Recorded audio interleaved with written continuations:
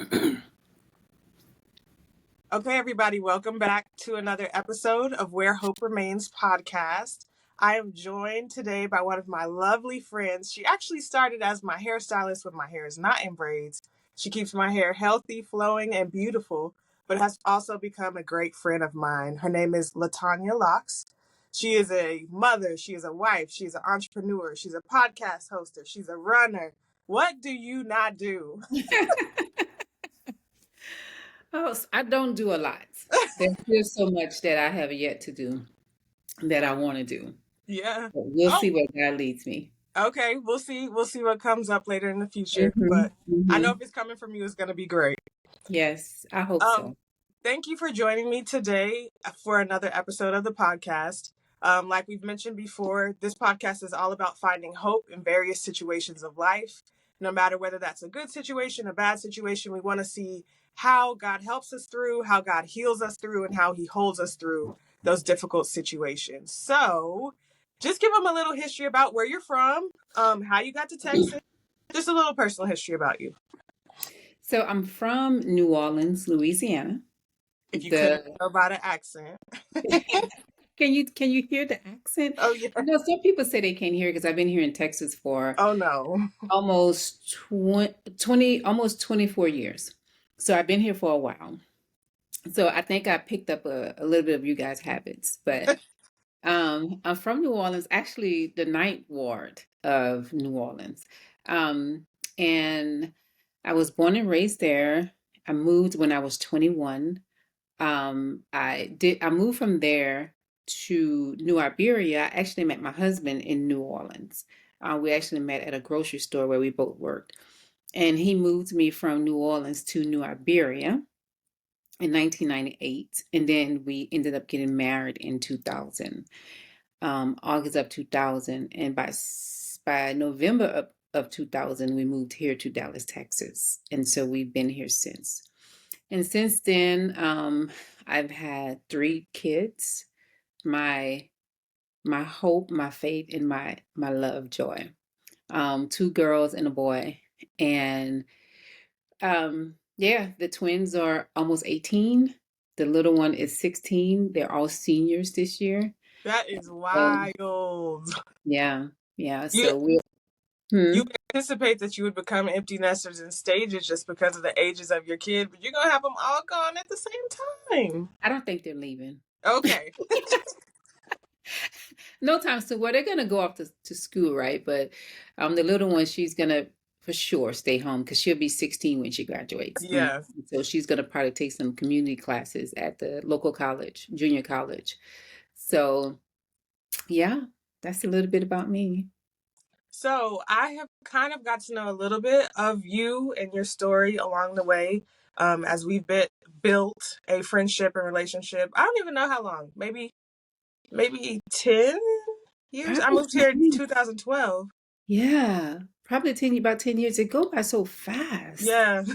Yeah. So Yeah. it's kind of crazy, but I think your story is unique in some aspects, but also very relatable, hmm to what some people have experienced growing up in life. Correct me if I misspeak on anything, but you predominantly were raised by your grandmother, Yes. and have had a different relationship with your biological mom than most would have with their parents. And so, can you kind of walk us just through a short story of kind of your relationship with your mom, how your grandma raised you, and then kind of where you are today? Okay, I'm gonna try not to cry through this. It's been a long time, but it's not all removed from me because it is my trauma, it is my story, and it's part of my life. And I'm grateful for that part of my life because I honestly don't think that I would be here today, Hmm. based on what I see with friends from back then and family members. So, yeah, I moved in with my grandmother at the age of 10. And most people would think that I moved in with my maternal grandmother, but it was actually my paternal grandmother, my dad's mom. Um, and the reason why I moved there is because there was a lot of domestic violence, a lot of abuse, sexual abuse going on, mental, physical abuse going on in the house or in the home that I lived with my mom. And her then boyfriend, or in New Orleans they call him old man, her then old man. um, and so it was just one of those mornings where it was I couldn't take it anymore, and I called my grandmother. It was a school morning, and my grandmother, she was my savior. She came to pick me up from the home, and I lived with her until the time that I moved. But living in a home with my mom, and the reason why we don't have a relationship now is because she literally chose her old man over her children, especially me, kids Mhm. that were not his. So he was more abusive toward me, and toward one of my brothers that was not his. Um, it was a lot of, like I said, abuse toward my mom physically. I can remember a night that, and I hope I'm not jumping into this story too quick. Am Mm-mm. I? Okay. Nope. Mm-mm. Um, there was a night, because it's all going to tie into how I finished, but that was a night where he beat my mom, for the, I don't know, 300th time. And I was like, "Ugh, if he do this again, I am going to murder this man." And so, and he did. The next morning, I was heading out to school, and he hit her, and she fell in between a deep freezer and a refrigerator, screaming for her life. And at the time, they sold soda waters in glass bottles, Mhm. right? I don't know Yeah. if you remember that. You're young, so I don't Yes, know if you. I remember. Okay. My hairstylist as a child actually had an old Coke machine that held glass bottles. Okay. Yeah. So you know what I'm talking about. They didn't Yeah. have plastic back then. I Yeah. mean, they even had baby glass bottles. I don't even see that anymore. Mhm. But anyway, we had one somewhere on the floor. And as he was going down, I guess, to hit her again, I picked up the bottle and I threw it toward him. And I said, I didn't kill him. Thank the Lord, because I don't know if I would still be in jail right now or not. I don't know. But I aimed to hurt him really bad. Mhm. And from my knowledge, or from what I was told, I ended up doing that. So as soon as I did it though, I like ran out of the house to the neighbor next door. And her name was Miss Vivian, bless her heart. She opened the door for me and she allowed me to call my grandmother. And I told my grandmother what happened. And my grandmother came to pick me up. So I found out, I don't know how long afterwards, that I had bust him or cut him across his eye, Mm. and he had to go to the hospital and get stitches. Mhm. So from early on, I was a protector. I was protecting my mom, or trying to protect her. And I can tell you that was really hard for me because I had to leave my mom, right? I loved my mom. I Yeah. cared for my mom. Your mother is the first, I think, woman that you look up to, Mhm. and you see who you're going to become. You see, how you're going to treat people and how Yeah. you're going to one day love your children, right? And so I guess I looked up to my mom, and it was really hard for me to leave. But I can tell you that my mom never came back for me. Mm. She left me there, and she left me with my grandmother. But it's that sounds terrible. Mhm. And at the time for me, it was. But now that I'm older and I think about that, Yeah. it was the best decision that she could have ever made for me, to leave me there because she couldn't care for me. It was so many of us. My mom had 12 kids. And at the time I was in the house, I think it was 8, 9 of us. So she couldn't care for me like Yeah. she should have. And I'm sure it broke her heart Yeah. that she had to let me go. You know, at the Yeah. time I'm her oldest daughter. And so at the time, I think I was the only daughter in the house. Is 3 girls and 9 boys. And I think I was the only girl in the house at the time.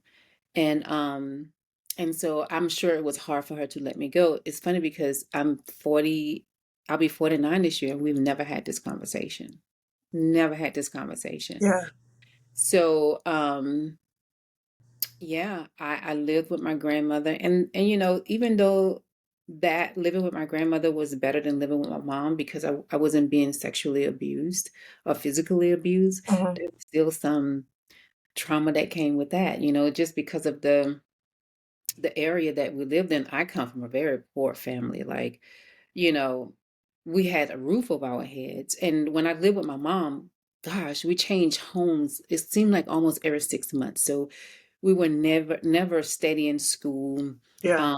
What's that? The truancy P officers would Uh, always come to the house, you know, because my mom never, she just never sent us to school. She was too busy running behind this man, her old man. yeah. Um, and I saw that not just with my mom, but women back in the day, that's just what they did. You know, it's like that's what they cared about, you know? And it was very different, and this is not to excuse or diminish anything, but it was very different in those days where in some instances they did have to rely on men for buying land, getting credit cards, being approved for certain things. And that doesn't excuse any behavior, but it just speaks to sometimes when people are in those negative situations, it's hard in the midst of it to see why they can or cannot break away from it and why they choose one thing over another.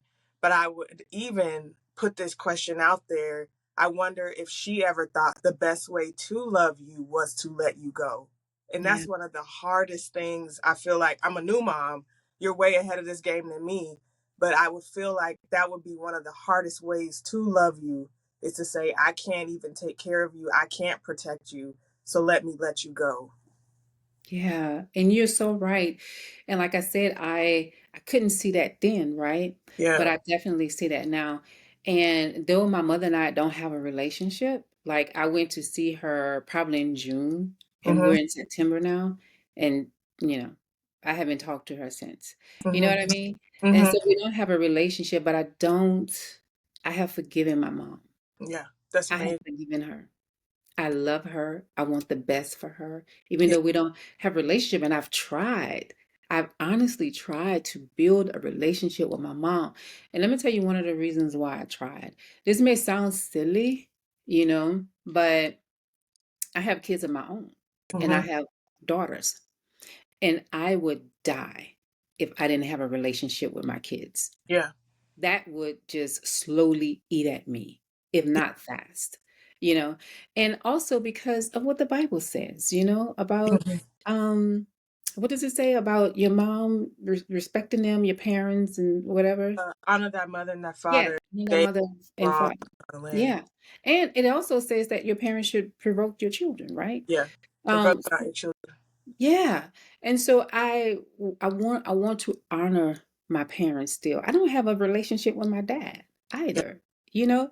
So Let me just tell you, that takes a level of maturity that some people who have grown up in church and been in church all their life do not have. yeah, To understand that principle of, I don't have to like you, we don't even have to be in relationship, but I can still honor you in a respectful way that doesn't diminish you any further. That yeah, takes like so much maturity and growth and trust and faith in God that He is going to work this thing out some kind of way. yeah.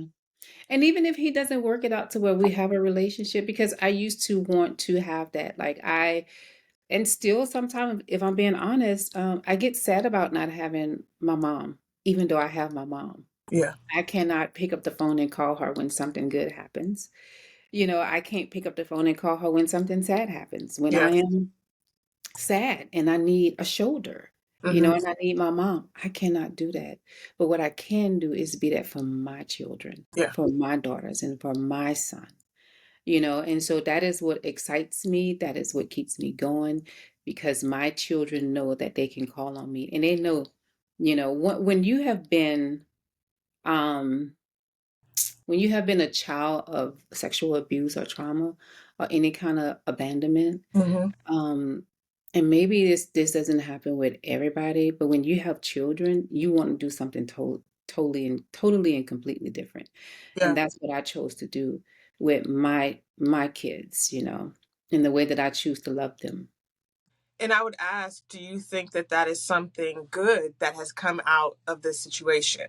Yeah, I think so because I want to say this publicly too. I thank God for my husband, right? I think God just really orchestrated all of this.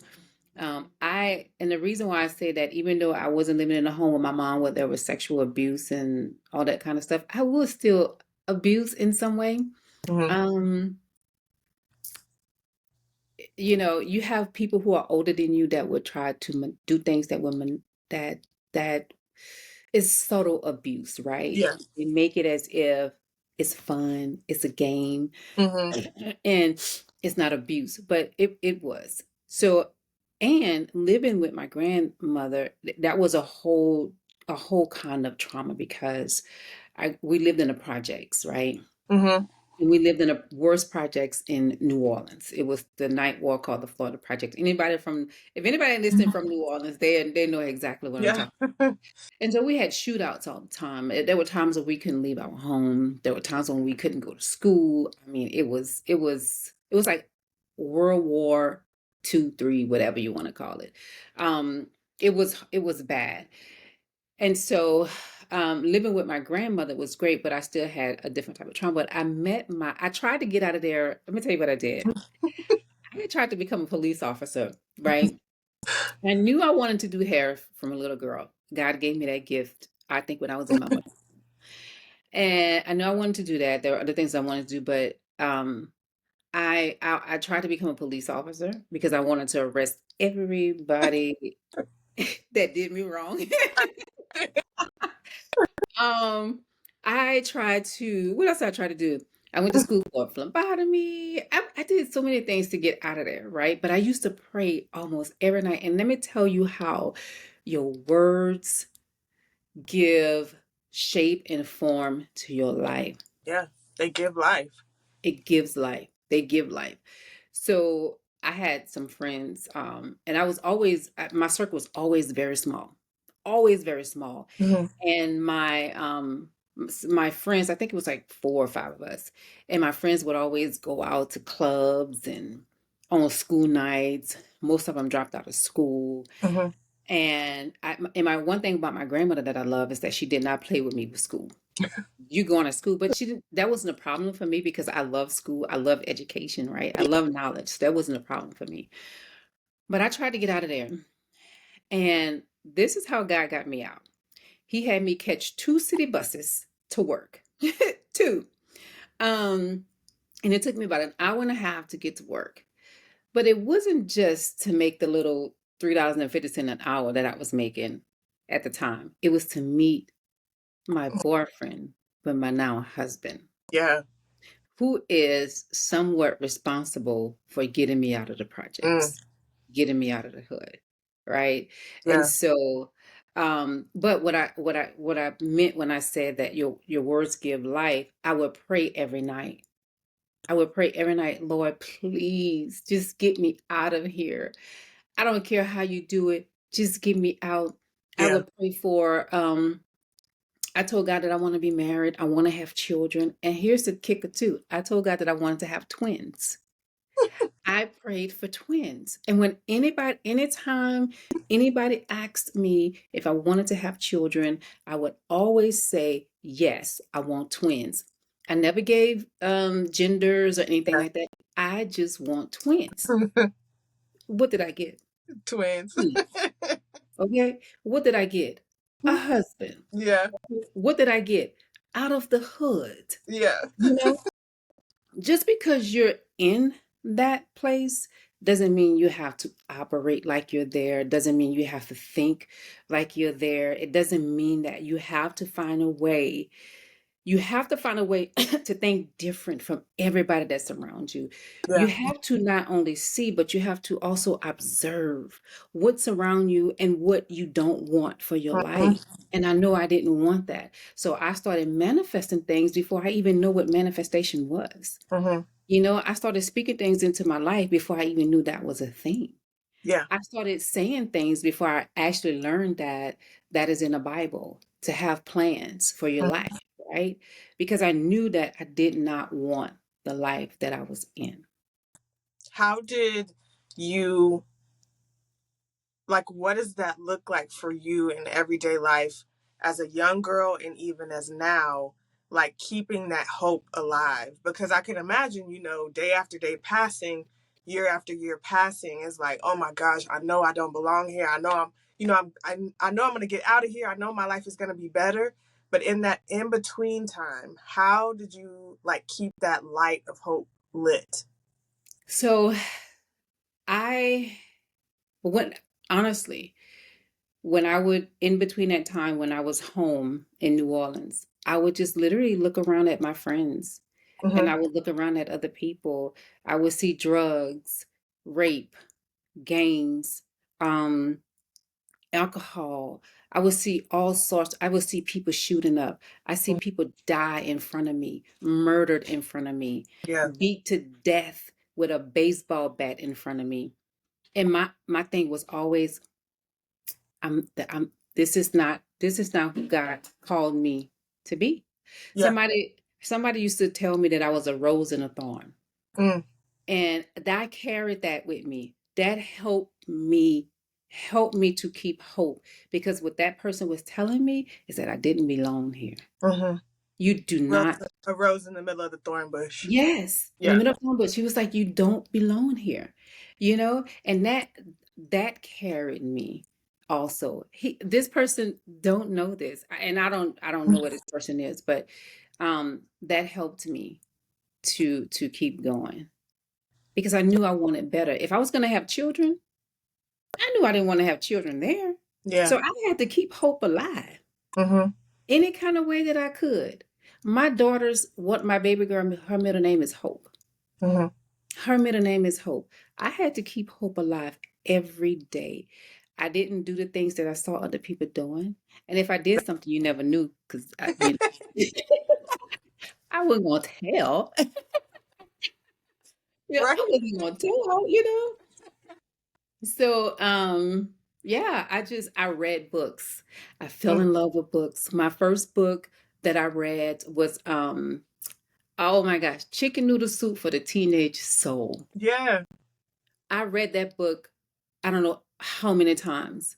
That book helped me because at the time I was a teenager. It helped me. It helped me to, get through those days. So I fell in love with reading. I fell in love with journaling and Yeah. writing, and that also helped me as well in Yeah. that in between time. Books to me, I love books as well. And books to me are like a way of sometimes escaping the world that we're in to imagine something bigger and greater, that looks different from maybe what we might be facing at that time. And then journaling is just such a good, I'm not a great journaler, but journaling is a very good way of expressing sometimes what you can't say to a person directly, whether it be because you don't have that relationship, but it keeps us from harboring all of that negativity, anger, frustration, pain, hurt, bitterness within us, which, I mean, any study has shown when we start to harbor that thing, it does have an impact on our physical body. So just being able to get that stuff out, like you mentioned in journaling, is super powerful. I want to also ask how, or let me see how I want to phrase it. I know how you are a light and a beacon to people now in your life, but when you run across someone who has a similar story to you, be it abuse that they have suffered or not being able to live with their biological, mother or father, what light or what hope do you offer to those people? Ooh, that's a good question. um, so I can tell you this because I'm not someone who's intentional about that, honestly. Um, and I'm very quiet, but so when I'm around people, what people do is that for some reason they just open up, right? And I get this every time, and I think this is the answer to your question, I believe, but people tend to feel a sense of calm around me. Um, And if we get to talking about certain things, I, Mm-hmm. I would, I would, they don't ask me the question that you just asked me, but um, I don't know. I guess I try to be the beacon of light by sharing my experiences in a way of me running, Mm-hmm. in a way of me through my podcast, Mm-hmm. sharing my story, through my work in the beauty industry, in the events that we put on. Um, through my work of dealing with my trauma. And if I'm talking to someone, I'm very open about Mhm. my story and about what I've gone through in life. So if I can just give them one beacon of hope or light or whatever, I think I would say to them is to just never stop trying and never give up. And don't, one of the things that I see, and I see this with a lot of women who has had issues like I've had, Mhm. especially with their mom, is that they become very bitter Mhm. toward their mother. I mean, very bitter. I have had some women to tell me that if their mother died, they wouldn't even go to the funeral. Yeah. I'm not like that. You cannot. How are you going to live your life like that the rest of your life? So it's all about forgiveness. And Mhm. we all know that forgiveness is not for us. I mean, for them, it's for Right. us, Right. right? And so I think that is how I maneuver through life is because I forgive, Yeah. my parents, because honestly, they did the best that they can do at the time. Mhm. My parents, um, they grew me as much as they could. And then I had to go on with someone else. Yeah. But Yeah. Um, would you say that like would you say that it was difficult for you to view God as your heavenly father, being that your relationship with your earthly father was not what you would hope for? honestly, um, growing up, especially through my teenage years, I think I was a little oblivion to life, period. I think I went through life kind of numb at that time, Yeah. right? Like I truly do. Even though, because let me tell you something, my grandparents who raised me went to church. My Mhm. grandmother was a deaconess. She was an usher. My Mhm. grandfather was he sang in a choir. He was a deacon. But my grandparents lived two different lives. They lived two different lives. Okay. They had an open marriage. They left the church. They left the church on. They didn't go to church together. I know this is crazy. They didn't go to church together. Uh-huh. Okay, they went in separate cars. And when they left church, my grandfather left to go and be with his woman around the corner who he got an apartment for. And my grandmother left to go and be with one of her boyfriends at the racehorses. You Okay. know, so I did not get a positive, you know, Model. yes, Yeah. for Jesus, for God, or marriages, relationships. And I didn't Yeah. have a positive model for any of that. When I really began to believe in God, and I was baptized, my grandmother had me baptized at a very Mhm. early age. But when I really, yeah, I mean, it was all so confusing. It was so confusing. Yeah, I can imagine. Yeah. Um, Girl, my grandmother's boyfriend would come to the house, Mr. Teddy. Him and my grandfather would go fishing. My my grandfather's girlfriend, she was 30 years younger than him. She would come to the house or stand on a corner and call his name. It was just I'm like I should be in therapy. I should have been in therapy from a very young age, okay? I don't know how it was nobody but God who Yeah, got me for through and real. For continued to real. get me through all of this. But so what was I saying? Uh what was I Being able saying? to being able to view God as your heavenly father, Oh, come to faith. it was my husband Mm. that actually led me closer to God. It was my husband that actually led me closer to God. So when God brought my husband to my life, he really blessed me Yeah. with bringing him into my life, honestly. I don't had I stayed in New Orleans, Uh, I don't know where I would be, what I would be doing, how many children I would have. But I can tell you this also, the Lord kept me barren yeah. because when you've been molested, Yeah. honestly, you become promiscuous. Mhm. You have a promiscuous nature, right? And so I could have gotten pregnant many of times, Mhm. but God would not allow that to happen to me. Yeah. He wouldn't because he had and still have so much more for my life Mhm.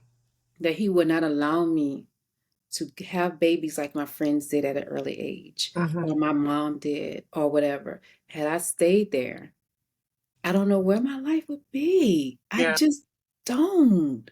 I Yeah. don't. And So I that just am.